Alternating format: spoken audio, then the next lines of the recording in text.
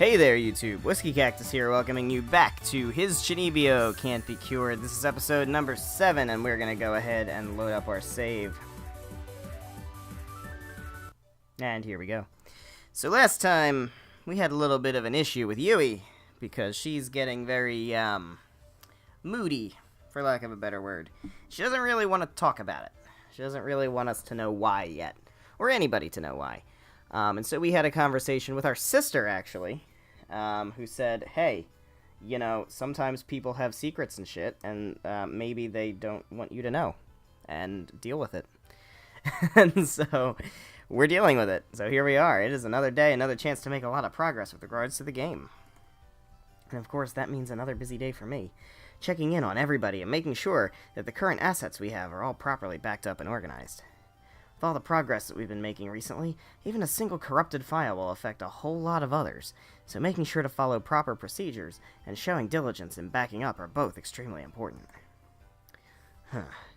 Okay, so this here goes here, while this here... June, may you please take a look at this? I was wondering if it's possible that we... Huh? Okay, wait, I'm coming.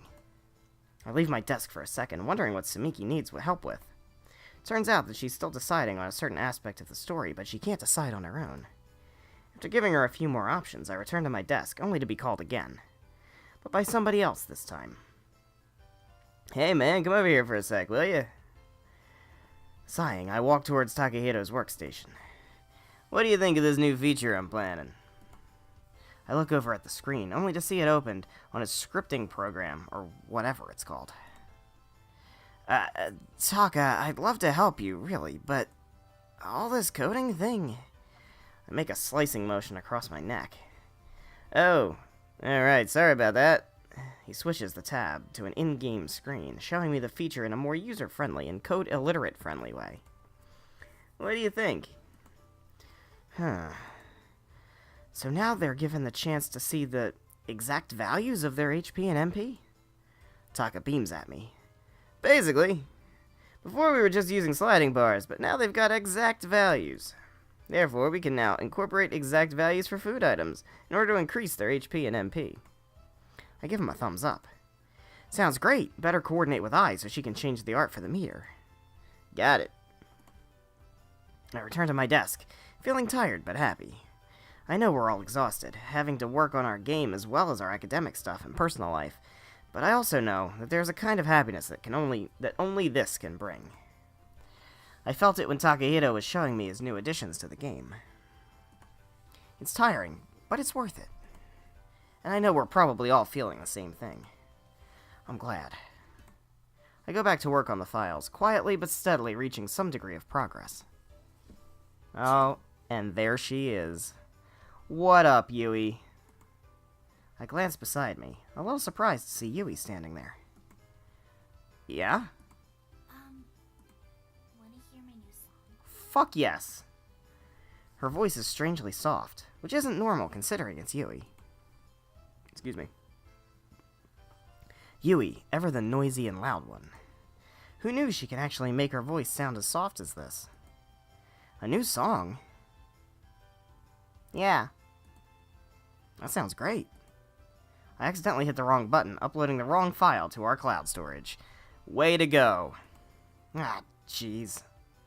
I have to be careful when doing these things. If I happen to overwrite the wrong file, we risk losing the only copy of it.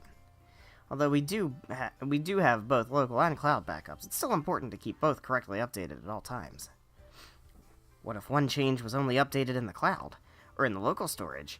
If something happens to the file, then that change is gone forever, and we may not even notice it. I'm pretty sure these folks are gonna kill me if that happens, so I have to be extremely careful. Wanna hear it now? Yes, I do. Huh? Oh. I glance at Yui again, quite distracted this time. I didn't even realize that she was still standing beside me. The song. I can let you hear it now. I want to hear it now. I don't know what the fuck June wants. Oh, I'm sure it sounds nice, Yui. Listen, I'm a little busy, so... What the fuck, man? Really? Come on, June. To my surprise, I suddenly hear my name being called from the other side of the room. June, Ai says she wants to consult something regarding the current designs. Can you please tend to her needs? I'm a bit preoccupied with this scene here. She trails off, staring straight at her computer screen.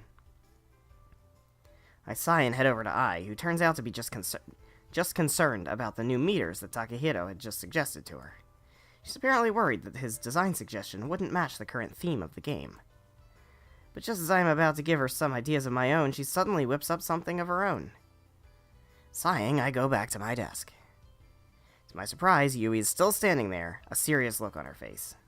Hey, Yui, Wanna listen to it now? I do! Can I, like, override what the fuck June's saying? I want a choice here, where I can just listen to Yui's song. This is bullshit.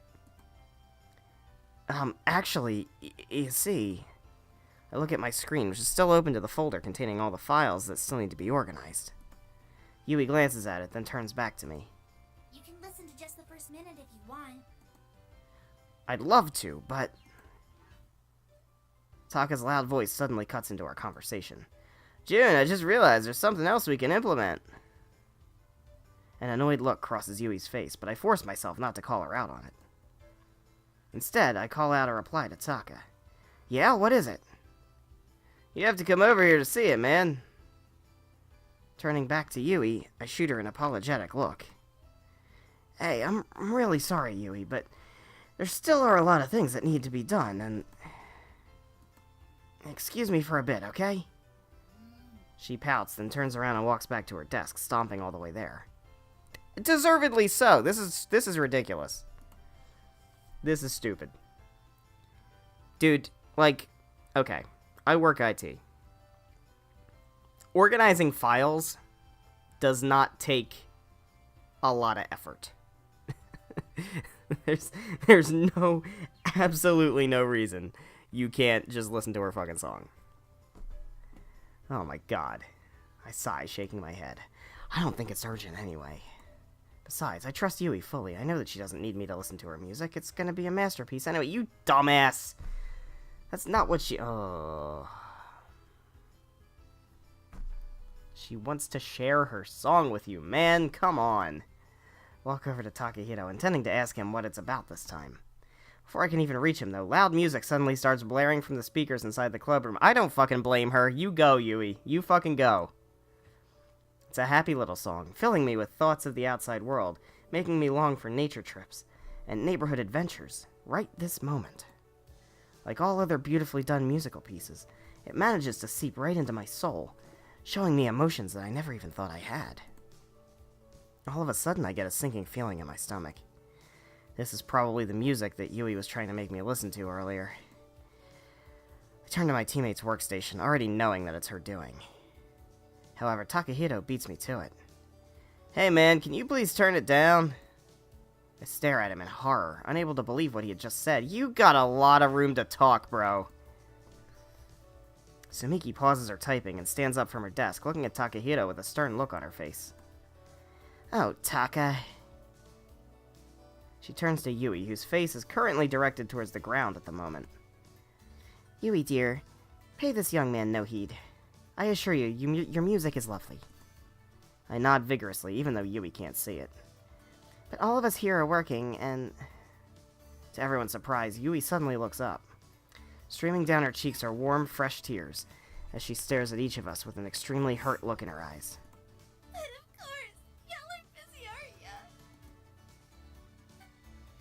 Yumi's just playing here. Yumi's just doing her own thing.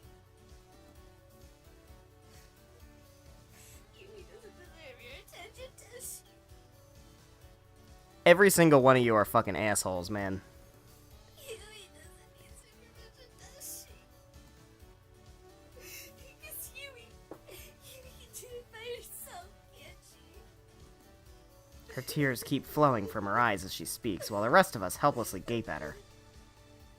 Well, I've got news for all you people. Yumi can't. And Yumi doesn't want it anymore.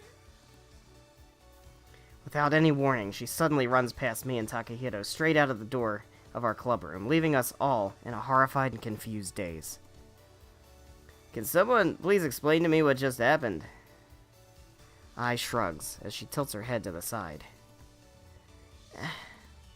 Sumiki looks extremely pale, as though she's gonna faint any second now. I feel myself wanting to just sink into the floor. What did we all do? I'm sorry, what? What did we all do? Really? Really, though? I don't know, man. I just, I'm not happy about this development. I don't have any sympathy for any of these characters. June, what are you waiting for? Go follow her. Follow her, absolutely. Well, we're gonna save, obviously, because, as we've seen, the obvious answer isn't necessarily the correct answer. So let's do follow her, because I'm assuming that's gonna be the correct answer. Not even bothering to reply, I just nod my head and run straight out the door, following Yui. I can't believe this is happening again, and within a week of each other, too. I just sigh to myself, both in frustration and exasperation. It's your own fault, dude, come on. Can't we just have one fight-free session in the club? Not every day is supposed to be World War III, after all.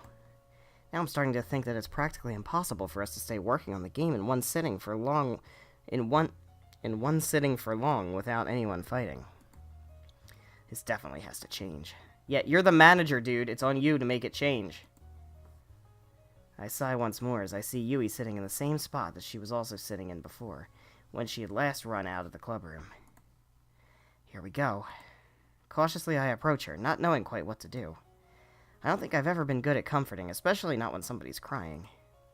Shiro was actually a huge crybaby when we were younger, and I was always the one who tried to comfort her. I remember all the disasters that ensued every time I tried to get her to stop crying. Every single one was horrible. To think that we were still children then. Now I've got a grown teenager in front of me crying tears of I don't know what, and I have no idea what to do about it. Deciding to play it safe, I clear my throat, hoping that she'll look up on her own. To my surprise, she does look up. Oh, well, this is easier than I thought. Hey there, Yui. She only glances at me before looking back down and burying her face in her knees. I knew it was too good to be true. Awkwardly, I sit down next to her, trying to think of my next game plan. I don't know if it's just me, but I think her crying got a little louder when I sat down. She wasn't sniffling this bad earlier, after all. Or maybe I'm just hearing things. Maybe she really was this loud before. What's that sound? Unexpectedly, a head suddenly pops up from the stairway. Somebody starts ascending the stairs at the end of the hallway, their footsteps echoing throughout the corridor. So I'm not hearing things. Even people from the other floor can hear her? What? The rest of the person, which turns out to be another student, is soon standing at the end of the hallway with an irritated yet curious look on his unfamiliar face. Nothing to see here, move along. She makes a face, definitely irritated now. Jeez, you game development people sure are noisy. We're working on something at the bottom of the stairs. Keep it down, will you? Yeah, we will. And just like that, oh, it's a chick. Oops. Well, she's a chick with a very deep voice. Nothing wrong with that. Just like that, she descends the stairs once again, leaving me and Yui alone in the deserted hallway. You heard what she said, I guess. Yui doesn't respond, but her sniffling is a lot softer now, so I guess she did also hear the girl's words. I sigh again at her silence. I'm not good at starting conversations as well, at least that's what I think. Especially when I'm trying to comfort somebody, I'm horrible at starting the, let's put it this way, process. I usually say the most absurd thing, usually making the whole thing worse than if I just kept my mouth shut. That's why, as the years pass by, I've learned to master a very specific type of comforting. The silent type, to be exact. But it needs some degree of closeness to be able to work. And it's a degree of closeness that I'm not sure Yui and I share yet. Help. Without meaning to, I make a wish, activating my powers in an instant. Please let her speak to me first. Within just a few seconds of me thinking of my wish, Yui suddenly turns to me. You know what's irritating? Yes, I know exactly what's irritating. I wonder if June knows what's irritating. Wow, that was fast. What? She opens her mouth and closes it again, looking hesitant all of a sudden. I wait for a few moments, but when it becomes clear that she's not going to say anything else, I decide to nudge her instead. Stop it. Tell me, what's irritating? Oh, I don't know. The fact that you're giving attention to everybody else in the team and totally ignoring Yui, especially when she's so excited to share something with you. And then making her feel like a little kid who, you know, you're too busy for. I don't know. You were about to say something. No, I wasn't. She glares at me, sniffling. I notice the tears that are still pooling at the side of her eyes, and realize that she's probably still upset. Can I guess then? She looks surprised at this, but nevertheless keeps up the snappy attitude. You can't. You won't be able to. I know a lot of irritating things. Want to know some? She looks torn. It's obvious that she wants to know, but she also to go the snarky. She also wants to go the snarky route and tell me no. So without waiting for an answer, I go on anyway. You know when something gets caught in the middle of your big toe and your other toe? Yui frowns. And when you wear your favorite pair of shoes outside, but then it rains unexpectedly? No way. What about when the person behind you in the cinema keeps kicking your seat? Well, someone's gonna be dead meat. And the person in front of you is munching on their popcorn really, really loudly. Come on! She makes another face, looking extremely irritated now. Can't help but laugh. Told you, I know a bunch of irritating things. That's not what I'm talking about at all. Then what? She falls silent, seemingly mulling about something. Isn't it irritating when the people you love the most are doing the thing you hate the most in the world? There we go. Taken aback, I find myself unable to find my words for the next few seconds. I suddenly understand everything. Do you really? Her actions from earlier, her reaction right now, the thing that she hates the most in the world, suddenly everything clicks into place. I don't think irritating is the right word for that. Then what? I don't know either. She sighs. And that's what I'm feeling right now. The word that you and me both don't know, whatever it may be. I just look at her, silently thinking about her words. Her tiny nose is all red and shiny, and her eyes are already pretty soft and puffy from crying. Despite that, she looks beautiful. Really beautiful. Yui, I'm sorry. I was just really busy with all the other things that I didn't realize that you also needed... It's fine. Oh, it's not fine. Oh, it is not fine. It is not fine, you dumbass. Don't fall for it. There we go. Good on you, June. No, it's not fine. I thought it was. But no. I thought you already knew that I, or anyone else for that matter, don't even need to listen to your music to know that the final outcome will be amazing, as always. That's not why she wants to...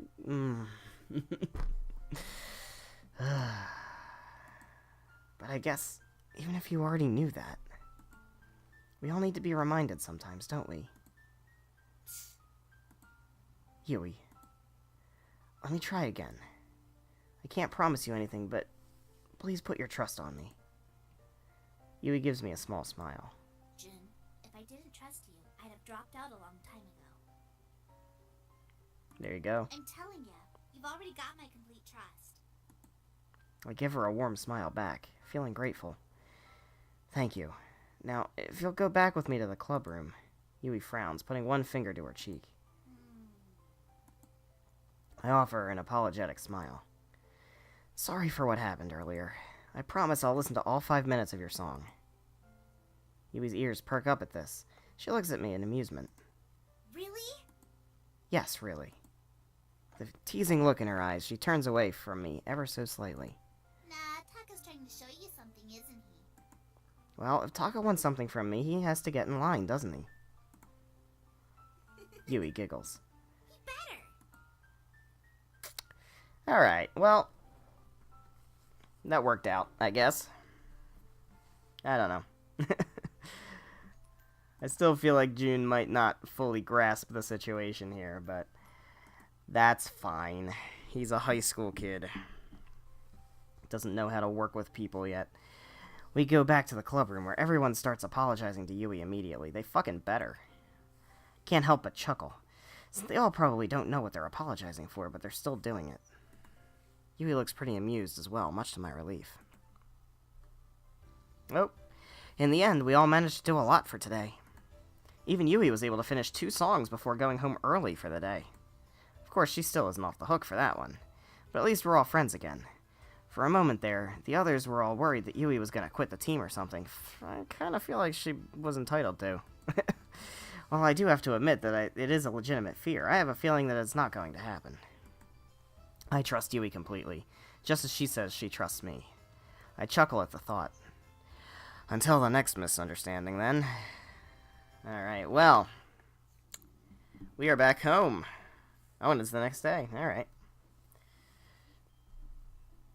What kind of half animal, half waifu do we have here? Got some characters. That almost kind of looks like Monica. I'm sure it's not, but that's funny. I wake up to the warm rays of the sun on my face and the chirping of birds in the distance. Stretching my limbs, I can't help but smile to myself.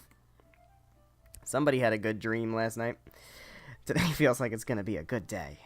Already feeling quite happy, I head to the comfort room to wash my face. I've got a good feeling about this day. Let's see where it will take us. After washing my face and brushing my teeth, I head downstairs, intending to eat first before dressing up. Oh, hi, Shiro. What up? Surprisingly, Shiro is already awake, reading a magazine on the couch. I peer closely into the cover of what she's holding, and it just turns out to be some preteen magazine that regularly gives tips to prepubescent girls on how to make them popular, how to make the popular guys like them. That's odd, because based on our conversation last episode, that doesn't seem to be what she's very interested in. A complete waste of time, definitely. Rolling my eyes, I head over to the kitchen. Suddenly, something hits me at the back of my head. I immediately look back at Shiro. Shiro, what are you doing, reading on the couch? Don't you usually finish your preps before me? How come... She cuts me off by throwing a fluffy pillow in my face. It's a weekend, you dummy! I just gape at her, blinking a few times. That means there's no class! Ugh. I know that's what it means. I smile sheepishly at her as I scratch the back of my head. Man, I didn't realize it was already the weekend. Shiro puts down her magazine. Had a pretty awesome week, then? Not super awesome, but I nod slowly. I guess it was alright. In terms of game progress? Or... Or what? I mean, in terms of everything. Honestly, even if game development is tiring, I'm fine with it, since I know it's going to pay off eventually anyway. Shiro smiles. If only the pay was actual money. That would be pretty cool. It would be pretty cool. I give her a teasing look. What do you need money for? Don't tell me you're planning to attend another party. You know you're not allowed, don't you? A girl can try. Not in this house. You're the most helpful housemate ever. She pouts at me, sulking as she picks up her magazine again. Speaking of house, maybe I should visit Yui today. Oh dear, okay. Shiro suddenly shifts her attention back to me. And why will you visit her? 'Cause I have a crush. Curious yet malicious ring to her tone doesn't escape my ears. Hey, don't go thinking any funny ideas now. I'm not thinking anything. She smiles sweetly as a female tiger that grins right before it bites you. I'm not planning to do anything suspicious, okay?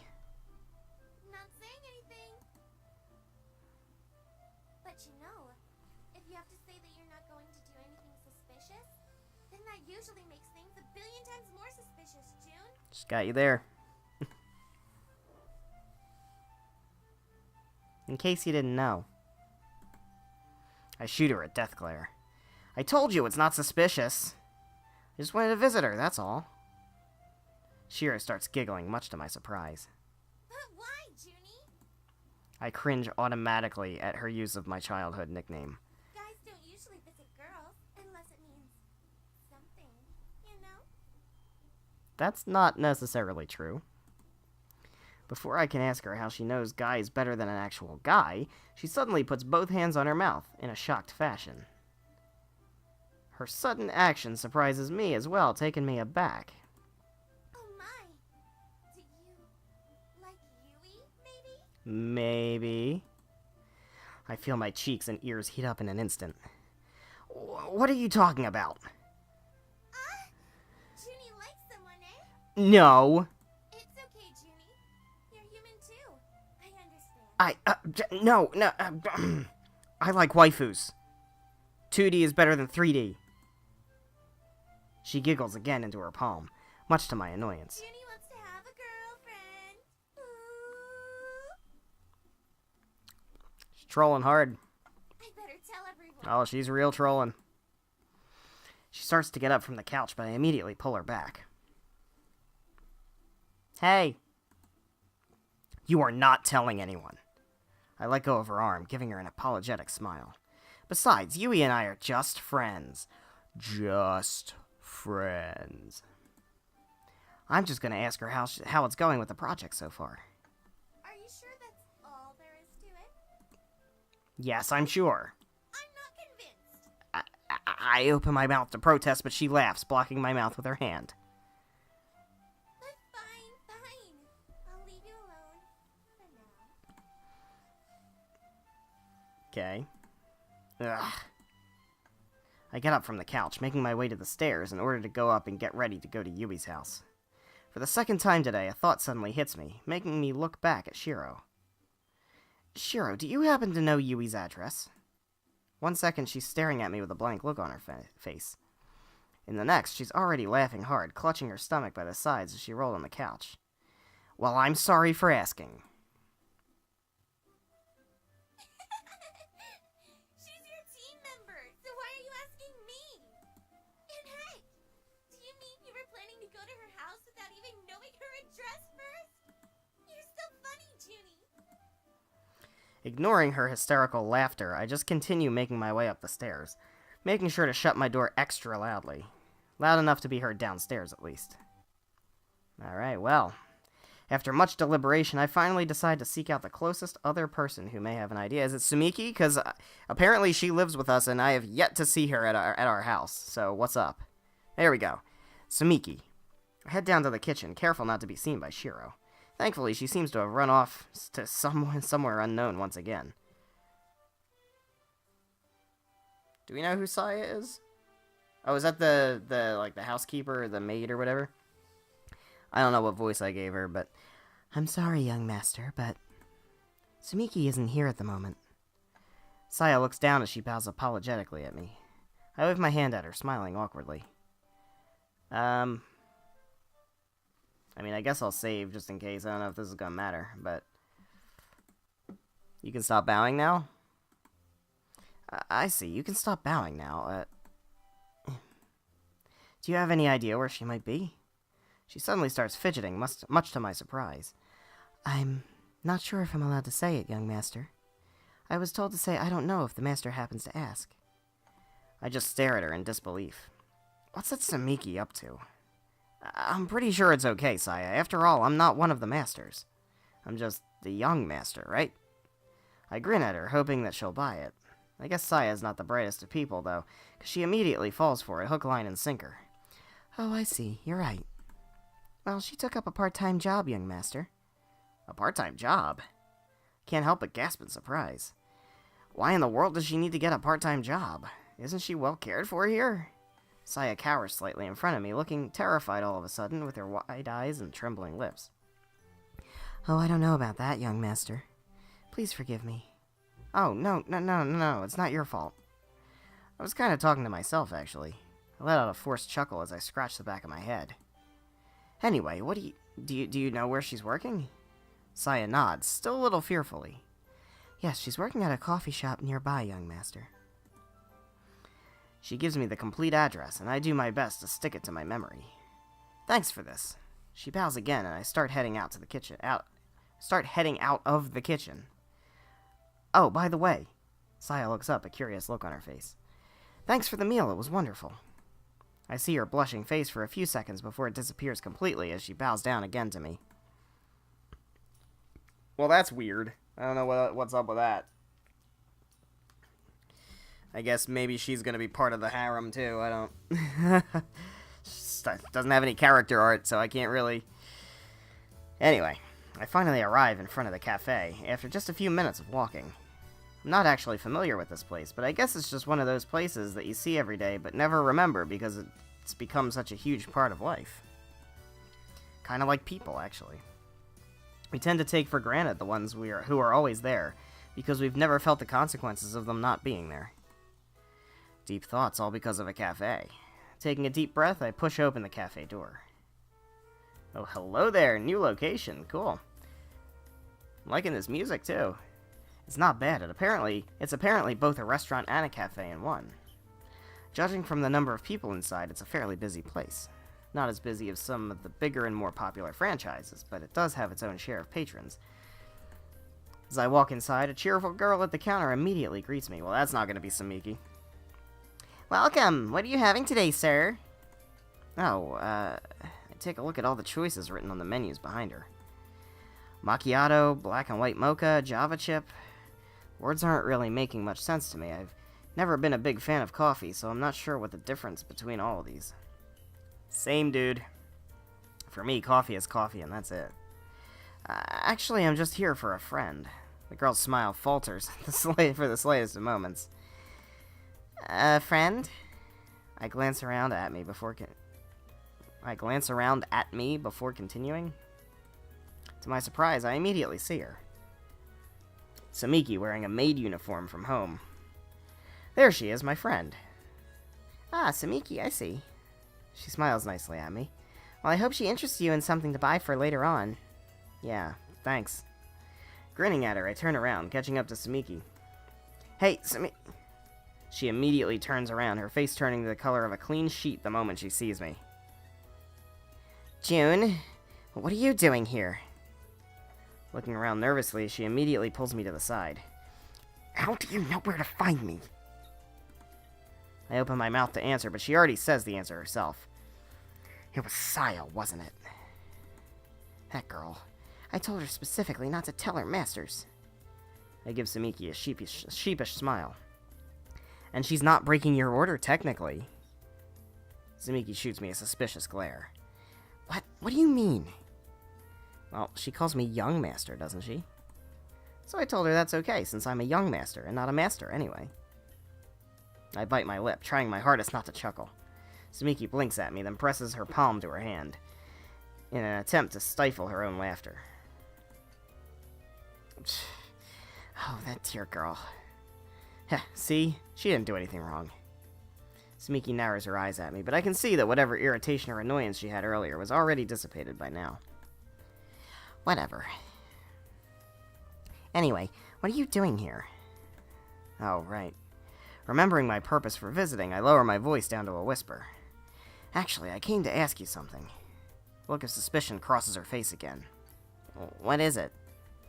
Do you happen to know Yui's home address? For a few seconds, she doesn't say anything. I wipe the beads of sweat from my forehead, feeling more and more embarrassed by the second.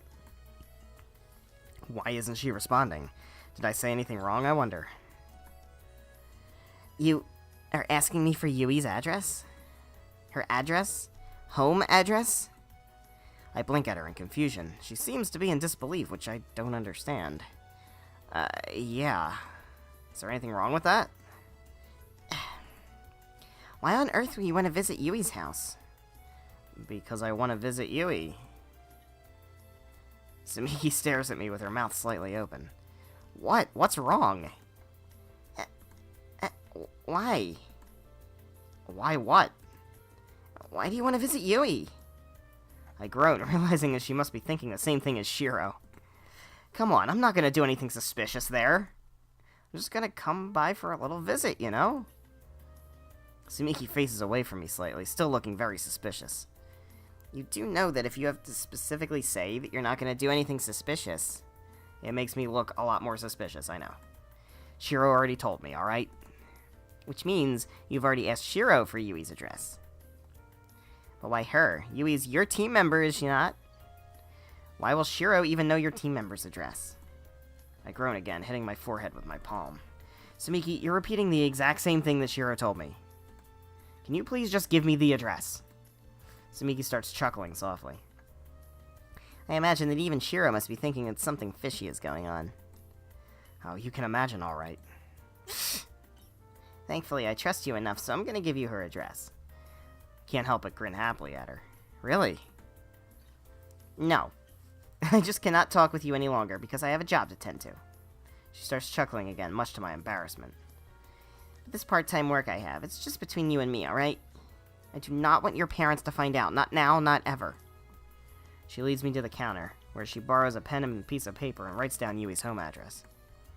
Yeah, I swear. But you have to promise me that you're gonna tell me about why you took this job when we get home, okay? She straightens up, handing over the note to me, which I take gratefully and stash away in my pocket. I will think about it. Now, shoo, I'm quite busy. Yeah. Thanks again for this. She nods, giving me a smile, before turning back to tend to the customers. The girl behind the counter waves at me as I exit the establishment. Maybe I should buy coffee next time. That macchiato sounds good, whatever the hell it is. Sorry if I ad-libbed a little bit there. Alright. I head to Yui's address, which seems to be in a fairly quiet area in town, just a few streets away from the cafe. Still, it's a good 15 to 20 minutes away from school. I passed by a bus stop just a few meters ago, so I guess that's how Yui goes to school every day. Pretty nice neighborhood, anyway. Yeah, this house looks kinda bitchin', I'm not gonna lie. Stand in front of the Kitamura household, wondering how I should go about my visit.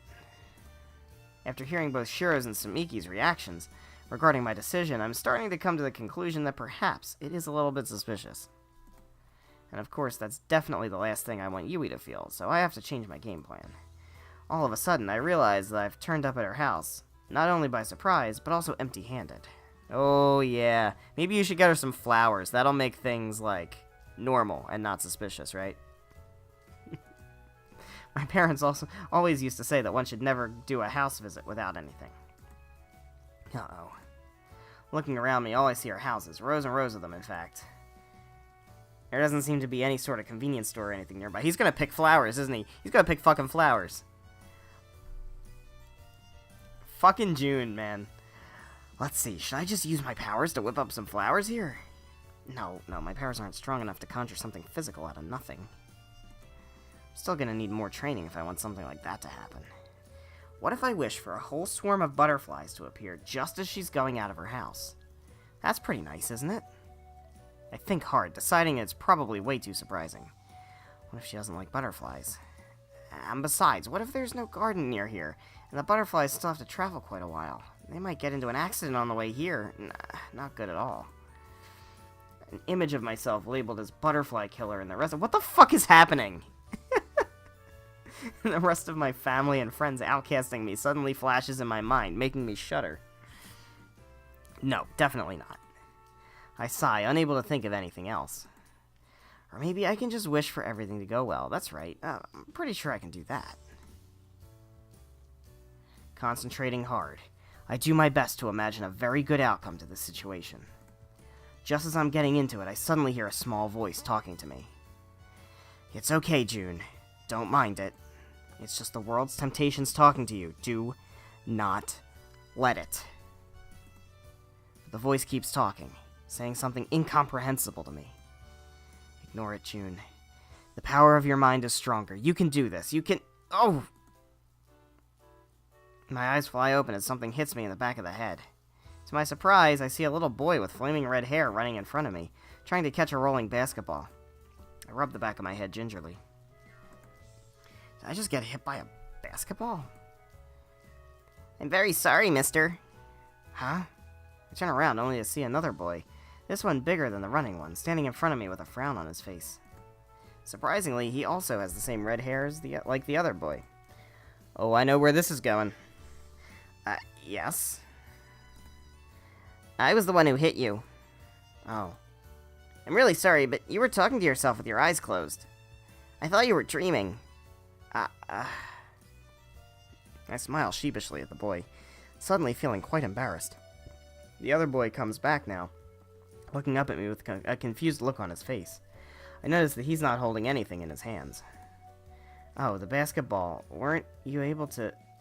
I glanced toward the direction where the basketball was rolling earlier, but to my surprise, I see an identical-looking boy heading towards us, a basketball cradled in his arms.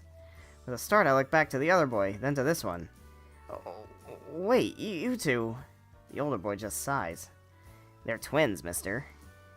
Wow, I see that, definitely. The boy holding the basketball stands... Sorry. The boy holding the basketball stands right beside the boy without a basketball, and they both looked up at me with the curiosity in their round green eyes. All I can think of is the doy dot the basketball, and if you've never seen Doug, then that doesn't mean anything to you. The resemblance is uncanny.